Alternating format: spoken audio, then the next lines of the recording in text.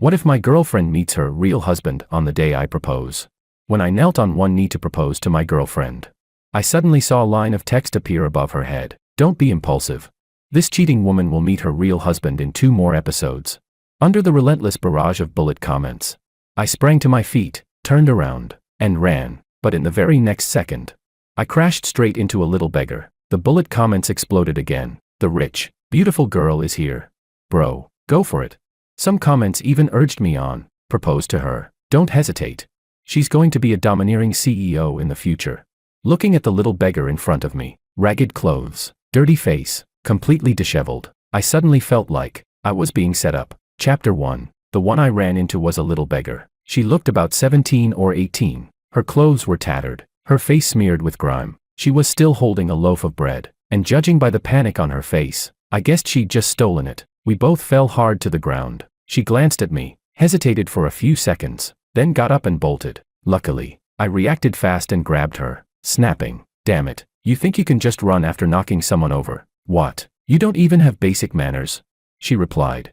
"I don't have money to pay you," I said. "I don't need money." I looked at the girl's face, grinned, and said, "Just compensate me with yourself." About a week ago, I realized my world had become a little strange. No matter where I went, I could see things like bullet comments flying wildly over my head. They said that my girlfriend Willow, whom I had dated for 4 years, would soon cheat on me with my buddy. They also said that the brother I'd always been extremely close to was actually my half-brother, my father's illegitimate son, and that the reason he got close to me was to take revenge on our entire family. That was a lot to process. It took me several full days to finally understand what was going on. I was some miserable male supporting role in a ridiculously melodramatic soap opera. The protagonist was my half-brother, Makoto, abandoned by my father as a child. He hated our family to the core. He schemed his way into my life, stole my girlfriend, and in the end destroyed our entire family. And until the day I died, I still treated Makoto as my best friend. I was basically an incurable idiot. Even after being cured,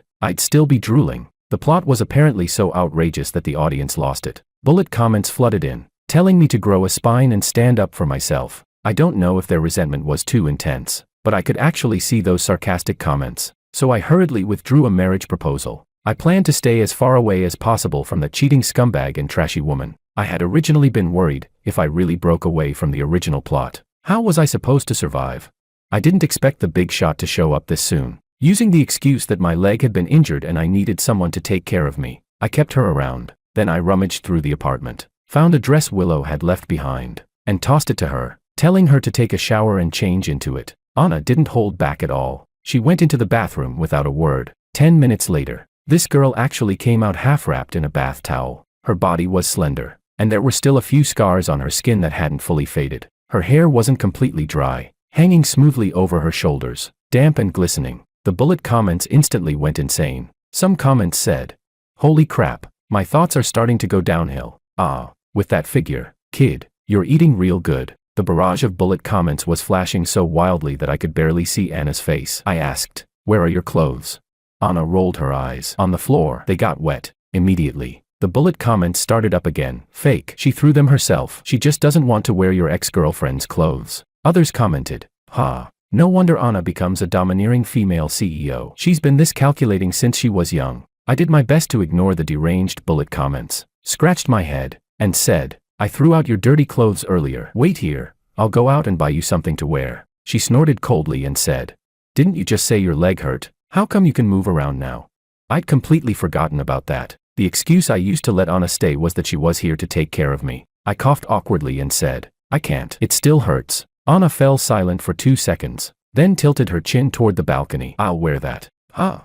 I followed her gaze and realized she was talking about my shirt. I hesitated, "But I've already worn that." She blinked at me and said, "If you don't want to, forget it. I'm not cold like this anyway. I want to." Terrified that the bullet comments would explode with something even worse, I hurriedly shouted, "Put it on, right now, immediately." Chapter 2. I really didn't expect this. I didn't propose to Willow, and Makoto was the one who got anxious first. I had just coaxed Anna into putting on some clothes when his call came in. The moment he opened his mouth, he asked, "George, did you and Willow get into a fight?" Everything that happened between Willow and me hadn't even taken 2 hours. Makoto's intelligence network was truly impressive. A trace of mockery tugged at the corner of my mouth, but I still replied calmly, "We didn't fight. We broke up." Broke up. Makoto's volume shot up instantly. Why? Don't you really like her? His voice was so loud that even Anna, sitting next to me, turned her eyes toward me. She probably didn't want to make things awkward for me, so she stood up and headed for the kitchen. I asked instinctively, "Where are you going?" She replied, "To cook." I said, "No need. I ordered takeout." She nodded. Oh. Then Anna sat back down. Makoto clearly heard our exchange and immediately became alert. "Who are you with right now?" What I wanted to say was, "None of your damn business," but what came out instead was, "My new girlfriend." Once the lie was started, the rest followed naturally. I said, "Didn't you ask why I suddenly changed my mind?" "It's because of her. And pass this on to Willow. Tell her not to contact me again. That's all." After saying that, I hung up. Anna was young, and I was afraid she might misunderstand something, so I took the initiative to explain. "Don't be scared. I'm not some creepy middle-aged guy. I just said that nonsense to reject someone." She said, "Got it. You just used me as a human shield. Pretty sharp for someone her age." I grinned. Before I could respond, Anna continued, "Sure, bumping into you was my fault, and staying here to take care of you these past few days can count as compensation. But now you've caused additional damage to my reputation. Shouldn't that come at a different price?" I asked, "What?" Anna looked at me and said, "Being labeled as your girlfriend, 100 per time. That's not too much, right?" Now I finally understood how Anna became a rich woman. Her little scheme was so obvious it was practically shoved right in my face. Anna's words, however, really woke me up. What is the most reliable bond between people? Money. After all, feelings are fragile to the point of collapse when faced with money. Instead of racking my brain trying to please Anna, I might as well support her with real cash, treat it as an investment. That way, I'd count as half a partner. So after she finished speaking, I made a snap decision, pulled out my bank card, and handed it to her with both hands. I said, "There's 200,000 here. It's all my savings. Take it, use it to start a business or invest. I won't interfere." The moment the words left my mouth, Anna's expression as she looked at me started to turn strange. Afraid she might pocket the money and run, I emphasized, "Let's be clear, this isn't a free gift. When you make money in the future, I get half." Anna stared at me, unreadable emotions churning in her eyes. After a long while, she finally said, "This card, give it to me again in 3 months. Huh? Anna turned her head away. I wasn't sure if it was just my imagination, but her expression looked awkward, almost a little shy. She said, "In 3 months, I'll be 18. At first, I didn't understand what the two things had to do with each other. Then it clicked. She probably meant that only adults could officially work. I nodded and said, "All right, then I'll give it to you on your birthday. Anyway, if you need money, just tell me. Don't ever treat me like an outsider." I didn't expect that in the very next second. Countless bullet comments would flood in again. The comments buzzed noisily. "Being a girlfriend costs 100 a time. And this guy drops 200,000 in one go. How many years is he planning to buy her for? Damn, this move is insane. Isn't this basically saying he wants to marry her?" The bullet comments completely stunned me. What the hell? Wait, I replayed what I'd just said in my head. Holy crap, something really did sound off. Could Anna have misunderstood too? Before I could explain, the doorbell suddenly rang like crazy. Anna glanced at me and took the initiative to go open the door. It was Willow. Willow clearly hadn't expected another woman to be in my place. Her brows twisted together as she shrieked, "Who are you? Why are you here?" Anna's expression was cool and detached. "Just 5 minutes ago, the owner of this house proposed to me with all his assets as a dowry. Who do you think I am?" As soon as she finished speaking, Willow laughed. She said, "He proposed to you? Kid, are you even an adult?"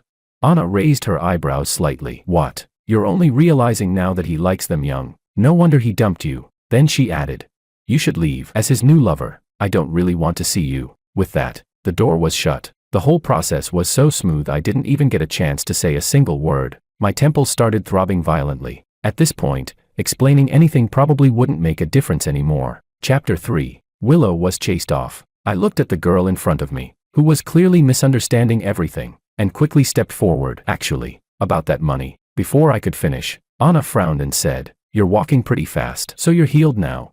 Fuck. I got too emotionally worked up just now and, yet again, forgot about my crippled leg persona. In a split second, I plopped straight down onto the floor, clutching my right foot. I howled in pain. Anna sneered. "It's the other side, is it?"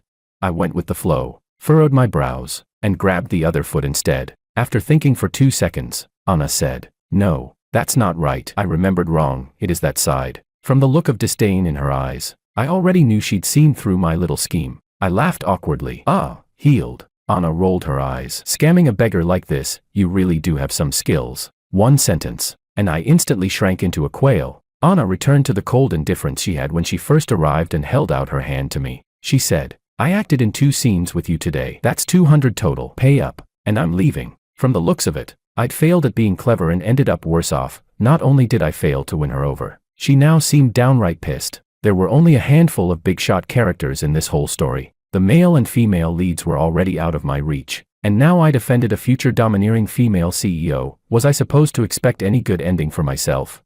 I had only one thought right now. I absolutely could not let Anna leave. I said, listen to my explanation. Things really aren't what you think. Faced with Anna's go on, keep making things up expression, I steeled myself and blurted out through gritted teeth.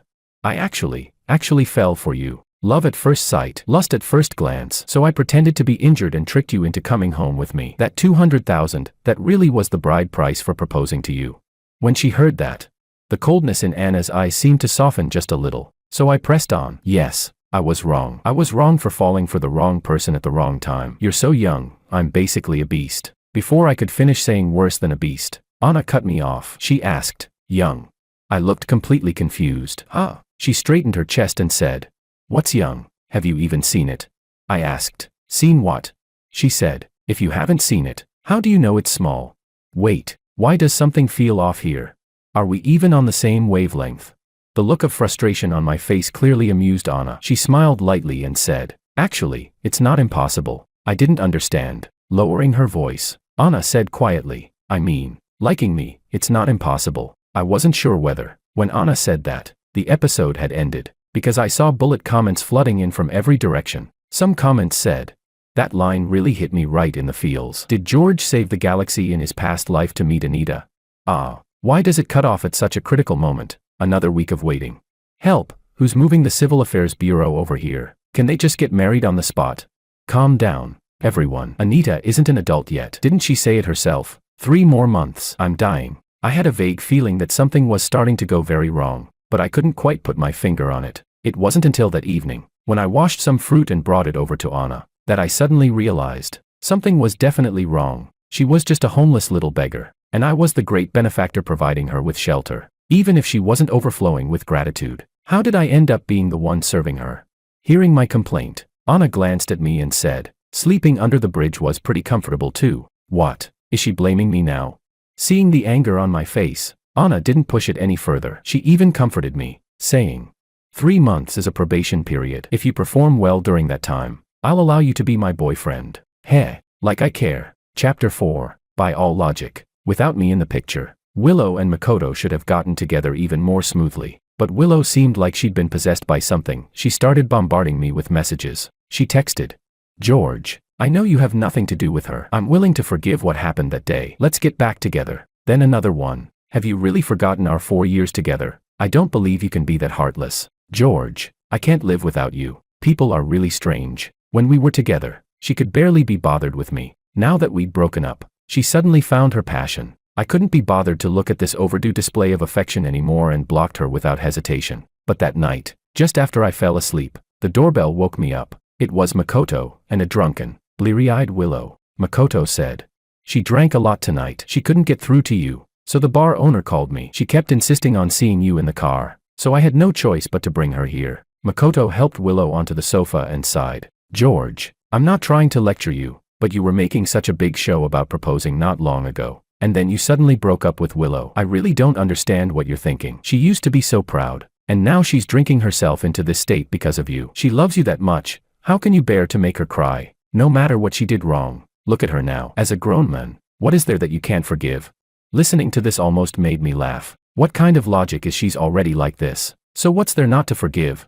Peak simp mentality. The noise woke Anna. She leaned against the doorframe of the guest bedroom and said lazily, hey, handsome, since she's so wonderful, why don't you marry her? Don't encourage a taken man to mess up. The displeasure on Anna's face was practically carved into her forehead. She continued, and have some manners, will you? This isn't a trash collection center. You can't just dump anything here. You carried her in, so kindly carry her out the same way. Otherwise, I'm calling the cops. Makoto froze. You are. Before I could answer, Anna lifted her chin proudly and said, I'm his new girlfriend. For some reason, her tone even carried a hint of pride. Makoto's expression immediately turned subtle. Then he shot me an unhappy look. You're seeing someone new and you didn't even bring her for me to meet. No wonder things turned out so awkward. Oh. Now this was somehow my fault. I distinctly remembered telling him about it that very day. As soon as Makoto finished speaking, Anna laughed. She raised an eyebrow and said, "Let him show me to you. Who do you think you are?" Makoto joked. "I'm his godfather, Makoto." Then he added, "This kid George can be a mess. If he ever bullies you, just come to me. I'll have your back." As he spoke, he reached out to pat my shoulder, but I sidestepped and pushed his hand away. That was exactly how he'd talked to Willow back then. According to the bullet comments, every time Willow fought with me afterward, she'd go complain to Makoto. That was how they ended up getting closer and closer. Having learned from past experience, there was no way I was letting Anna get snatched away by Makoto too. Anna snorted and said, "Who the hell do you think you are? Offering to have my back?" Growing more impatient, she continued, "If you've got time for this nonsense, hurry up and carry her out of here. Showing up in the middle of the night and dumping a woman into my boyfriend's home, what kind of behavior is that? Is this how casual you usually are? Maybe you don't find it disgusting, but we do." Makoto was usually silver-tongued, but now he was completely shut down. Look at that mouth. If I'd had even half her verbal firepower, I wouldn't have been crushed by Makoto all these years. Seeing that I had no intention of stopping him, Makoto ground his teeth and could only leave with Willow, who was completely drunk. After they were gone, Anna shot me a sideways glance. She said, "What kind of friends are these? I'm starting to think your judgment of people is really not great." After saying that, she probably felt she'd cast the net too wide and added, "Though I guess I'm not bad." Wow. Insulting others while casually praising herself. Still, seeing Makoto get shut down did make me feel a bit satisfied. In a good mood, I decided not to argue with her and asked with a grin, "I really like that mouth of yours. Is it for sale?" After I asked, Anna frowned and thought about it for a moment. Then she suddenly stood on her tiptoes, leaned in, and lightly pecked the corner of my lips. My brain completely short-circuited. Anna gave a soft snort and said, "Not for sale, but you can use it anytime." Right after that, my vision was completely flooded with bullet comments. "It's happening. It's happening. Everyone, the 8-episode rule never lies. The Giorana ship is officially sailing. Heavens above. Insulin, someone get me insulin right now. Ha ha ha." Meanwhile, sharp-tongued Anna is probably wrapped in her blanket screaming silently in her room. Does she even know she's going to become a domineering female CEO one day? Wrapped in a blanket, screaming silently.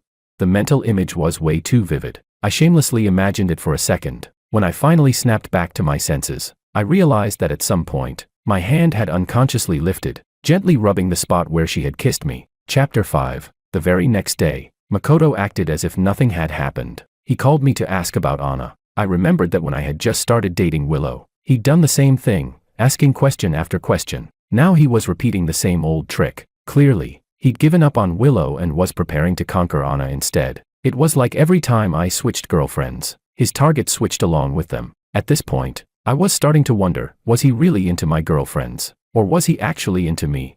In the end, I got fed up with his questions. I said, "Weren't you curious about what she does? She picks up trash." Any other questions? Makoto fell silent for a few seconds. Then he said, "George, that's not very funny. If you don't want to tell me, just say so. Why brush me off like that? I've always treated you as a close friend, but now it feels like you're drifting further and further away from me." Heh, trying to PUA me with fake brotherhood now. When he was flirting behind my back with my girlfriend, why didn't he think about us being bros then? That said, I wasn't actually lying. After my guidance, Anna really had transformed from a little beggar into a girl who picked up trash, still going out early and coming back late every day, collecting it with extreme dedication. Sure, you could call that honest hard work, but no matter how I thought about it, this didn't exactly scream future domineering female CEO, did it? That night, when Anna came home, I finally couldn't help asking, "Do you have any plans lately? You're about to turn 18, shouldn't you start writing a business plan or something?" Anna looked at me like I was mentally ill. She frowned and said, "Have you ever seen a beggar write a business plan?" Fair enough, I hadn't. Anna shot me a sideways glance and said, "Relax. My income from selling recyclables is very stable. I don't need you to support me. I mean, maybe start by paying back the money you stole for that bread."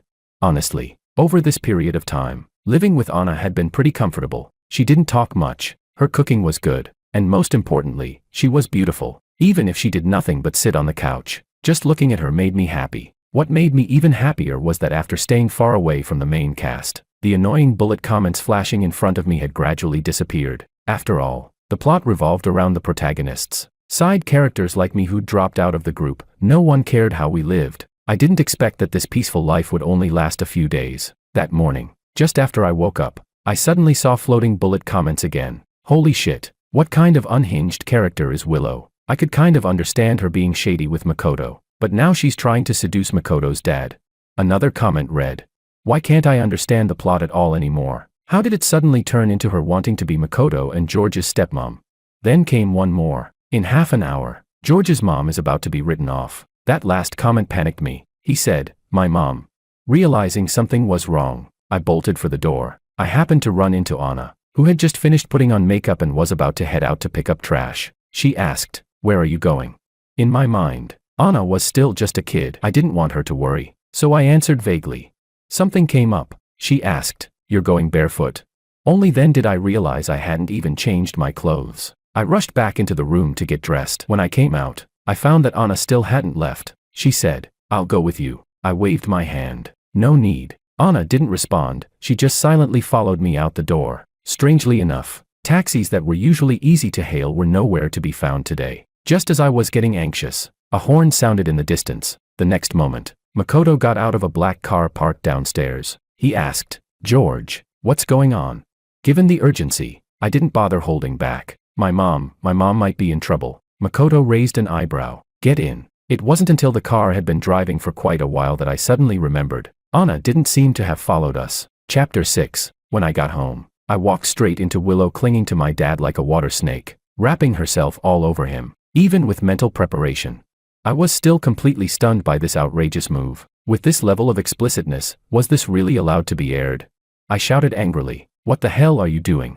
Willow clearly hadn't expected me to come back. The moment she heard my voice, she panicked, but worthy of being the female lead. Her mental fortitude was impressive. Willow immediately adjusted her expression and turned around, throwing herself straight into my arms. Choking up, she said, George, you're finally here. She cried with tears streaming down her face, her shoulders trembling as she sobbed. You haven't contacted me for so long. I was worried I'd upset you somehow, so I came to your house today to apologize. But I never expected Uncle would. Before she could finish, Makoto completely lost it. He charged up to my dad and shouted angrily, I've always respected you as an elder. I never imagined you'd even lay hands on George's girlfriend. Then he said to Willow, don't be afraid, we're all here. Makoto pulled Willow into his arms, then shot me a meaningful glance and added, even if George won't stand up for you, I'll make sure you get justice. At that point, I really couldn't hold it in anymore. I said, Willow, are you fucking kidding me? Have you never been to my place before? You knew to ask Makoto to drive you to my apartment back then, but now you don't know where to apologize. You think my eyes are just for decoration. When I walked in, wasn't it you clinging to my dad? And now you're putting on this act. Who exactly are you performing for? What? Is this some kind of magic trick for me? Cheating once wasn't enough, so now you're planning to become my stepmother too?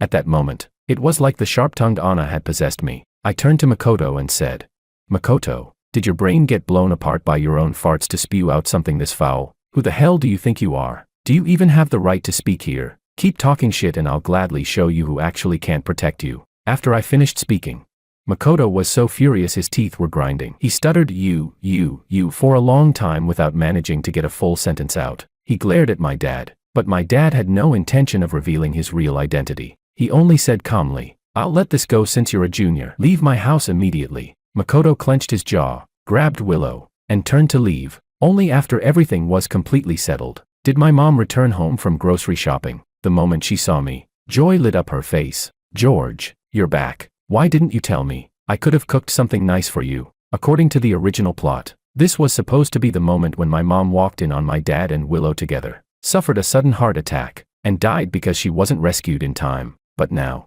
she was still alive. That was really good. Before leaving, I walked over to my dad. With a blank expression, I said, I'm not interested in your business, and I don't care whether Willow is your lover or not. But if anyone dares to lay a finger on my mom, I won't let it go. That night, when I returned to my apartment, I ran into Willow, who had been waiting at the entrance. She choked up and said, George, I was wrong. She grabbed my arm and said, it was Makoto. What happened today? He told me to do it. He wanted revenge on the Wong family, so he begged me to act out that scene. I don't know what came over me. I just agreed in a daze. But I swear, nothing really happened between us. She paused, her voice dropping. As for the past, I really did wrong by you. When I was with you, I had feelings for him. I even thought it was love. But today I finally saw things clearly. He's been using me all along. She looked up at me, her eyes red. After going in circles, I finally realized the person I truly love has always been you. Can we start over?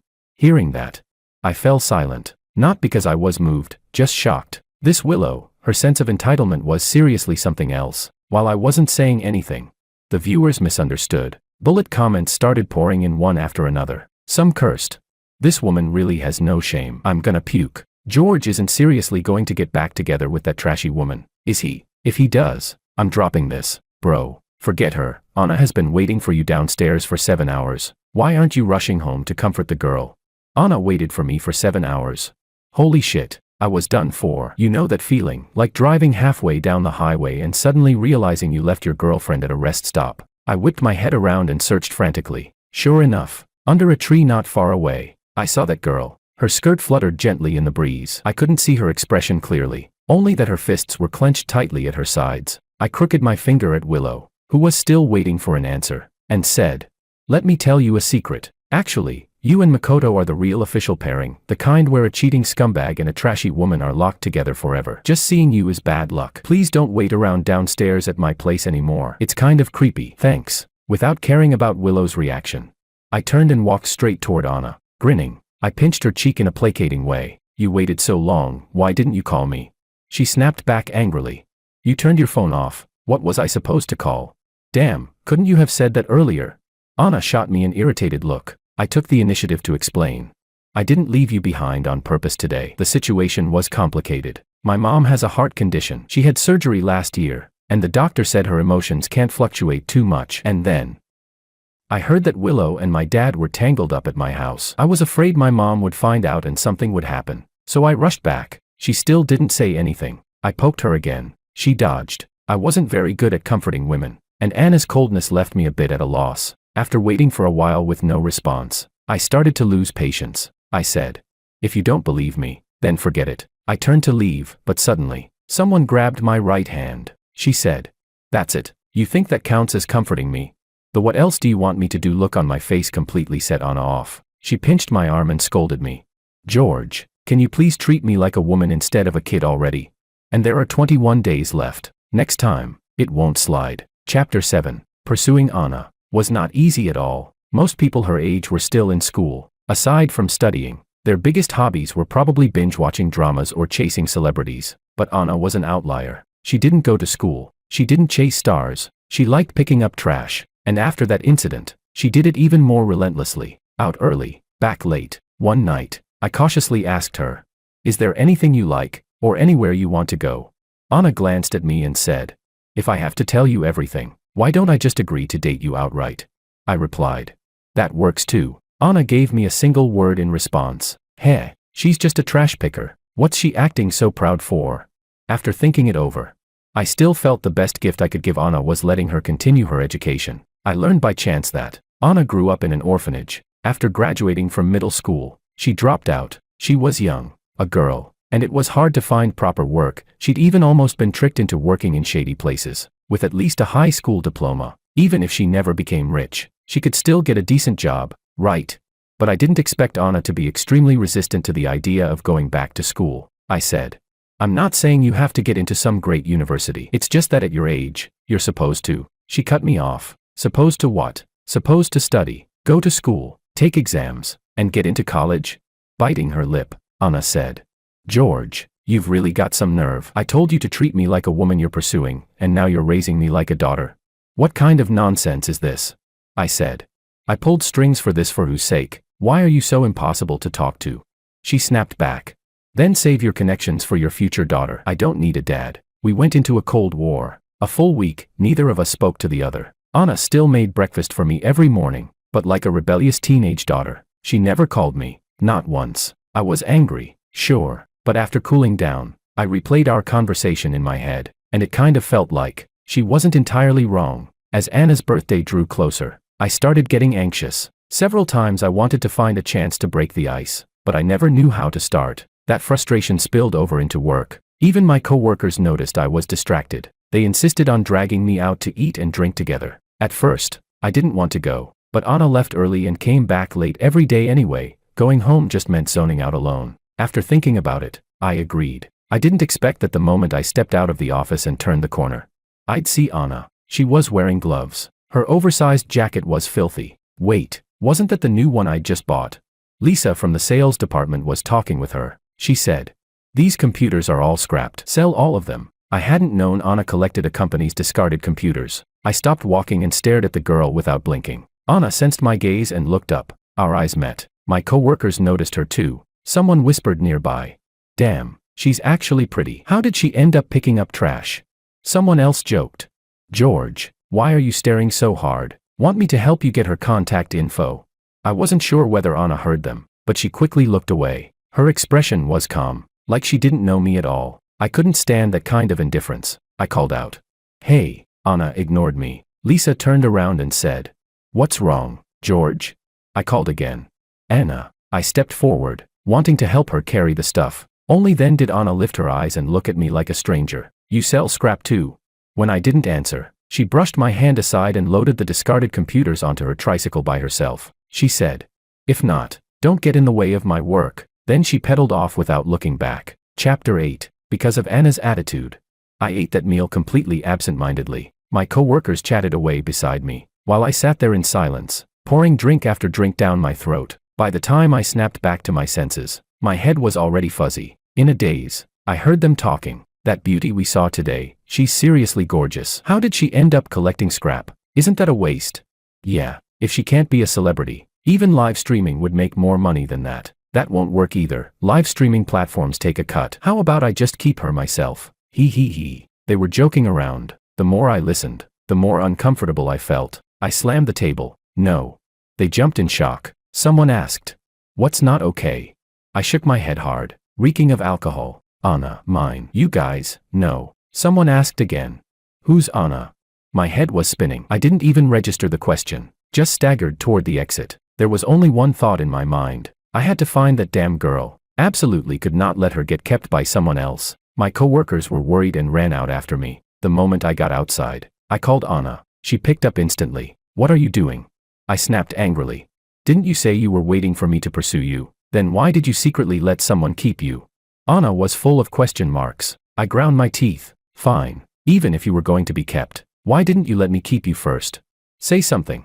The more I talked, the more incoherent it got. In the end, Anna could only tell me to hand the phone to one of my co-workers. They probably gave her the location. Anyway, after I squatted by the roadside for a bit, Anna showed up. She came in a hurry. She was still wearing that jacket of mine. Some co-workers recognized her and were so shocked they couldn't even speak. I ignored everyone's reactions and waved at Anna. "My legs are numb. I can't get up." Anna was speechless. She snorted softly, bent down, and helped me up. Grinning, I waved at everyone. "Then I'll head off with my wife first. Enjoy yourselves."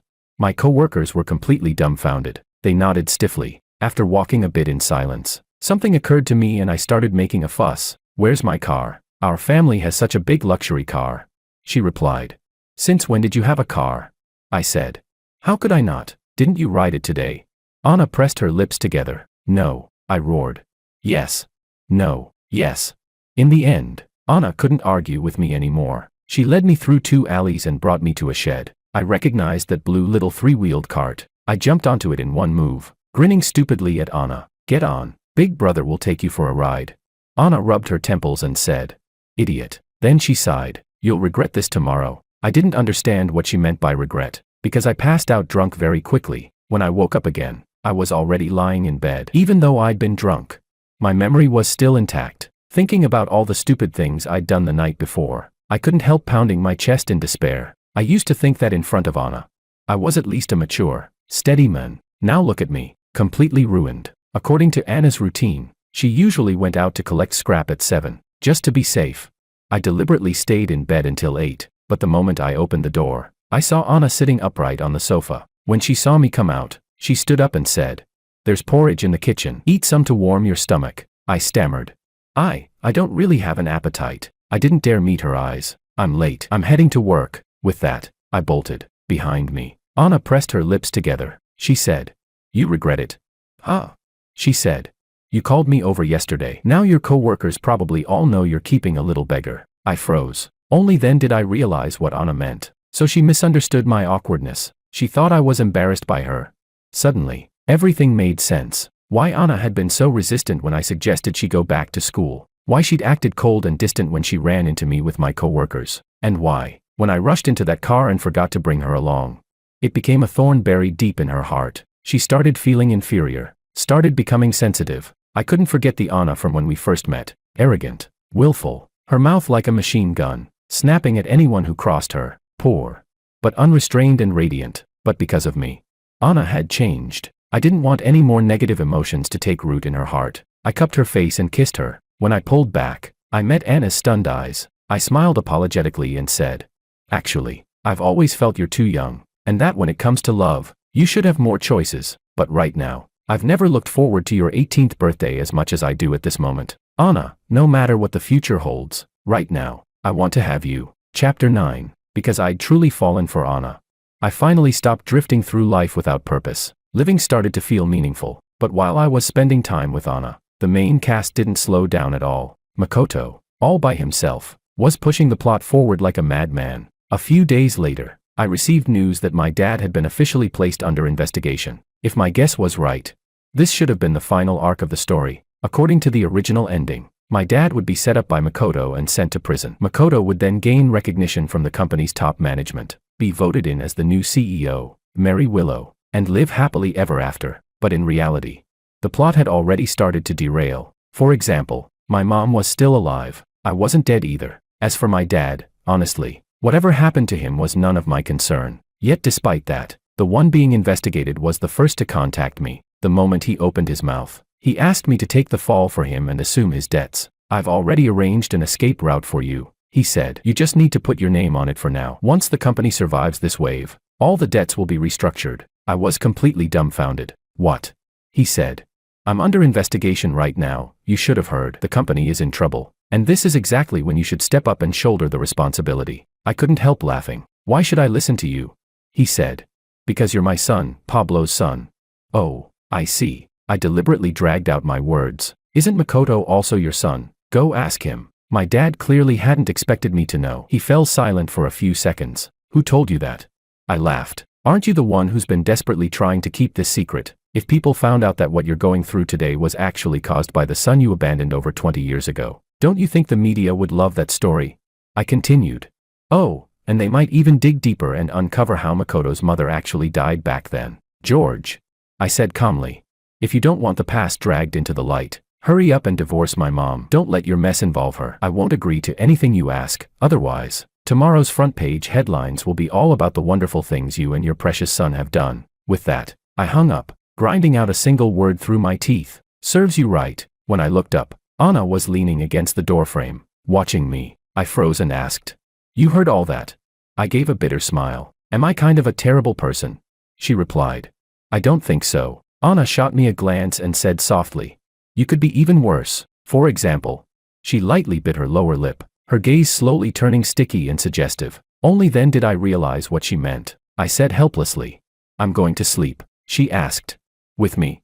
"Get lost." A few days later, I received a call from my mom. My dad had finally agreed to divorce her. His condition was that I continue helping him keep the secret about Makoto's mother's death all those years ago. And just like that, a parental relationship tangled for over 20 years finally came to an end. But the war between my dad and Makoto wasn't over yet. Originally, I thought the final outcome wouldn't change at all. I didn't expect that at the critical moment, the company would receive an injection of capital from the Sun Group. Not only that, Pablo was also successfully elected as the next chairman. This move completely stunned me. I had to admit, my old man actually had some tricks up his sleeve. A last-minute comeback like this, seriously. A few days later, I finally found out why. Because I saw the news that Makoto was about to get engaged to the Sun Group's heiress. And in that same report, Pablo publicly acknowledged, for the first time, his father-son relationship with Makoto. I had to admit, Makoto really did have something going for him. After all, it was rumored that the Sun Group's heiress had an intellectual disability. With a plot development like this, I almost wanted to start sending bullet comments myself. Makoto's wedding happened in a huge rush. Almost the very next day, the ceremony was held. As his good brother, of course I didn't miss it. With two corporations joining forces, the wedding was extravagantly done. Makoto was dressed in a formal suit, wearing his trademark fake smile. And this was my first time seeing the Sun Group's eldest daughter. She was actually pretty cute, just that she smiled at everyone in a rather silly, vacant way. Makoto's gaze turned gloomy as he said, "You must be feeling pretty pleased with yourself right now, huh?" After the photos were taken, Makoto looked straight at me. I was completely baffled. He enunciated every word clearly. "I married something like that. You must be overjoyed, right?" Who he married had fuck all to do with me. Makoto suddenly burst into loud laughter. "Ha ha ha. Go ahead. Laugh all you want at me. A real man knows when to bend and when to stand tall. Now I don't just have the Wong Group backing me, even the Sun Group will be mine sooner or later. And you're still nothing but a broke nobody. You'll never turn your life around." Even at this point, he still couldn't resist stepping on me. Is there seriously something wrong with this guy's head? Chapter 10. On Anna's birthday. I felt even more excited than she did. I couldn't really explain why I was so happy. Maybe it was because Anna had built things up for so long that I couldn't help but start looking forward to it. But when I woke up that morning, the living room was completely empty. The woman who waited to eat breakfast with me every single day was gone on such an important day. That felt strange. I walked to the door and suddenly noticed a package placed on the floor. I opened it. Inside was a small robot dressed in a maid outfit. I turned it on. The robot spoke. "Hello, Master." The voice sounded familiar. Why did it sound a little like Anna? The robot continued. "Giorana no. 1. Happy to serve you, Giorana." George and Anna. I raised an eyebrow and finally realized this was definitely something Anna had deliberately left here. I instinctively asked, "Where's Anna?" The little robot actually answered me. You guess. Good grief, that really was Anna. Even the tone was exactly the same. So today, Anna wanted me to go find her. I dialed Anna's number. "Where are you?" I asked. She replied, "Did you see the gift?" I patted the little robot's head. "Isn't today your birthday? Why did you give me a robot?" She said, "Didn't you say you wanted to buy my mouth? I made you a mouth substitute. When you're bored, you can talk to her." A mouth substitute? I fiddled with the little robot, speechless. Then I heard Anna say, "George, as long as you find me, I'll accept your pursuit and go home with you." After that, she hung up. I frowned. What kind of birthday is this? Why does she have to be so restless? Where was I supposed to find her? I tapped the robot's head unhappily and asked, "Do you know where your mom is?" She replied, "I'll give you a hint, the place you first met." Damn it, this robot could really hold a conversation. The place we first met, was it the Western restaurant where I'd planned to propose to Willow?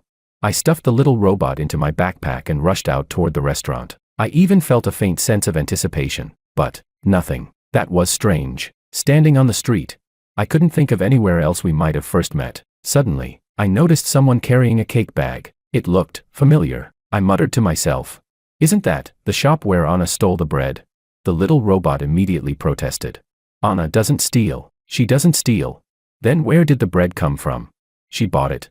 As if guided by something unseen, I lifted my foot and walked toward the bakery across the street. The moment I pushed the door open, the shop owner smiled as if she already knew me. "You're looking for Anna, right?" I asked.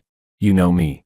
The owner smiled. "Come with me." She led me to the innermost room on the second floor of the bakery. She pushed the door open. Inside was a very small workshop. It was filled with all kinds of things. All of them collected scrap. Spread out on the table were electronic components dismantled from discarded items. The owner said, "Anna is an impressive girl." Smiling warmly, she added, "The one you're holding, that was made by her." I froze. What? I stared at the exquisite little robot in my hands. "You're saying, this was made by Anna?" I never imagined Anna could do things like this. At that moment, I finally understood how Anna would become a wealthy woman in the future. While I was still in shock, Anna appeared. She flicked her hair and said, "I thought it'd take you much longer. Turns out you're not that stupid." I pointed at the pile of things around us. "What is all this?"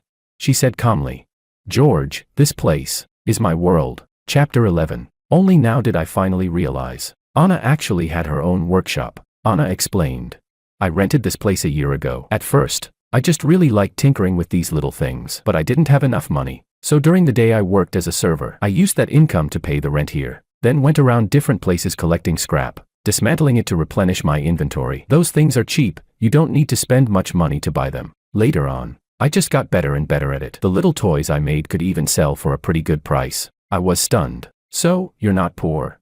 Anna frowned. "Did I ever say I was poor?" I asked. "Then why did you come home with me and say you were going to sleep under a bridge?" Anna looked a bit wronged. "Wasn't it you who grabbed me and insisted on taking me home?" "Oh, So now this is my fault. I scratched my head. Anna smiled and held out her hand. Give it to me. I looked confused. Give you what? She said. The bank card. Anna blinked. The 200,000. This woman, she doesn't even lack money. So why is she still eyeing my little savings? My hard-earned cash. I pulled it out of my pocket and slapped it firmly into her palm. Take it all. But Anna grabbed the other end, spun around, and leaned into my arms. She pulled a piece of paper out of her bag and handed it to me. I unfolded it in confusion. At the very top of the A4 sheet, I saw 3 bold words. Business plan. Wait, she still remembered that.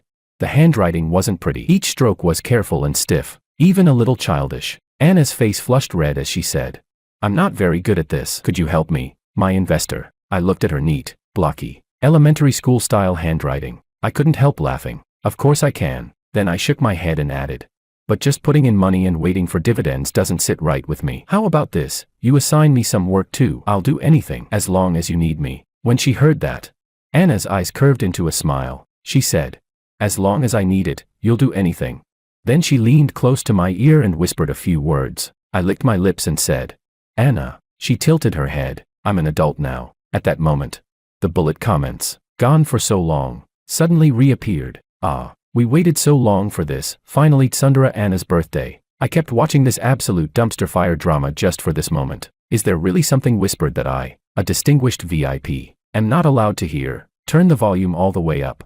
When are we getting a spin-off of Anna and George? I want to see their happy life after they succeed in business. Later, I asked Anna why she liked me. She said, I once had a dream. Anna looked at me and said, in the dream, I went out to work, carrying trays and washing dishes for people. I worked hard for a whole year, but in the end, all my money was scammed away. Homeless and starving, I snuck into a bakery and stole a loaf of bread. When I ran out, I bumped into someone. As she spoke, Anna smiled. He had just proposed successfully. The girl beside him was holding roses. His fiancée pushed me to the ground in disgust, but he helped me up and gave me 100 yuan. He said, a person can be poor, but must not steal. Later, he went out of his way to contact people and sponsored me to finish high school. My heart started pounding wildly. I never knew that, in the original storyline, Anna and I had such a connection. I asked, what happened after that? She said, later, because of my inferiority, I missed my chance with him. By the time I contacted him again, he had already passed away, and his former fiancée ended up with his best friend. Anna lifted her hand and tucked a strand of hair behind her ear. Maybe it was fate. Later on, I really did meet that person again, but luckily, everything turned out different from the dream. I wrapped Anna in my arms. I said, I love you. Anna stood on her tiptoes and kissed me. She curved her lips into a smile and said, me too. When Anna turned 20, we registered our marriage. On the way home, I suddenly felt dizzy. Then I saw the bullet comments. Gone for 2 whole years. Flood back in. Everyone was posting in unison. Can someone tell me why this trashy drama even has a second season?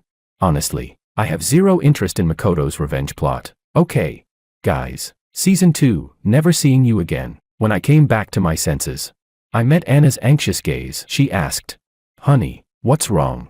Nothing. I smiled. I said, it has nothing to do with us. Those over-the-top, melodramatic revenge plots, they no longer had anything to do with me.